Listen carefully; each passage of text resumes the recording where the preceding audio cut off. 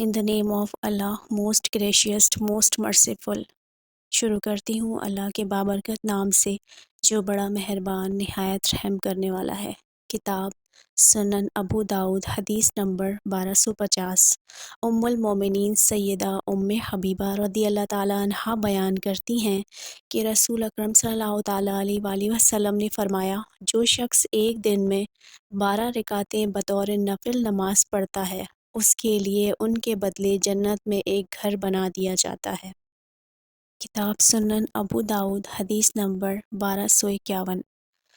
عبداللہ بن شفیق کہتے ہیں کہ میں نے حضرت عائشہ رضی اللہ تعالیٰ عنہا سے رسول اللہ صلی اللہ تعالیٰ علیہ وآلہ وسلم کے نوافل کے متعلق معلوم کیا تو انہوں نے کہا، آپ ظہر سے پہلے میرے گھر میں 4 رکعتیں پڑھتے، پھر تشریف لے جاتے اور لوگوں کو نماز پڑھاتے، پھر میرے گھر میں لوٹ آتے اور 2 رکعتیں پڑھتے اور آپ لوگوں کو مغرب کی نماز پڑھاتے، پھر میرے گھر میں لوٹ آتے اور 2 رکعتیں پڑھتے اور آپ انہیں عشاء کی نماز پڑھاتے، پھر میرے گھر میں تشریف لاتے اور وہ 2 رکعتیں پڑھتے اور آپ رات میں 9 رکعتیں پڑھتے، ان میں وتر بھی ہوتا۔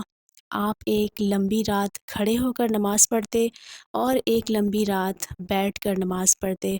جب آپ کھڑے ہو کر قرات کرتے تو رکوع میں کھڑے ہو کر کرتے اور سجدہ کرتے، اور جب آپ بیٹھ کر قرات کرتے تو رکوع میں بیٹھ کر ہی کرتے اور سجدہ کرتے، اور جب فجر طلوع ہو جاتی تو 2 رکعتیں پڑھتے اور پھر آپ مسجد تشریف لے جاتے اور لوگوں کو فجر کی نماز پڑھاتے۔